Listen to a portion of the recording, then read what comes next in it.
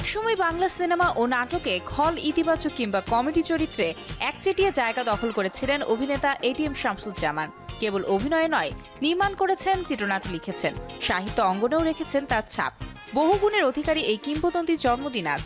1941 সালের 10 সেপ্টেম্বর নোয়াখালীর দৌলতপুরে জন্মগ্রহণ করেন এটিএম শামসুজ্জামান। ইচ্ছে ছিল লেখক হবেন, কিন্তু ঘটনাক্রমে জড়িয়ে পড়েন অভিনয়। প্রায় 6 দশক তিনি মিশেছিলেন এই জগতে। 1965 সালে অভিনেতা হিসেবে সিনেমায় অভিষেক। তবে 1976 সালে আমজাদ হোসেনের নয়নমণি সিনেমা দিয়ে খলনায়ক হিসেবে তার আত্মপ্রকাশ ঘটে। 21 পদকপ্রাপ্ত বরেণ্য এই অভিনেতার একমাত্র পরিচালিত সিনেমা এবাদত। জীবদ্দশায় 5 বার জাতীয় চলচ্চিত্র পুরস্কার পেয়েছেন। টিভি নাটকেও অনন্য এটিএম। তার কাজই নাটকের মধ্যে উল্লেখযোগ্য রঙের মানুষ, ভবের হাট, ঘরকুটুম, নোয়াশাল, শিলবাড়ি। দীর্ঘদিন ধরে বার্ধক্যজনিত নানা অসুখে ভুগে 2021 সালের 20 ফেব্রুয়ারি ঢাকার সূত্রপুরের দেবেন্দ্রনাথ দাস লেনে নিজ বাসায় মৃত্যুবরণ করেন এই কিংবদন্তি।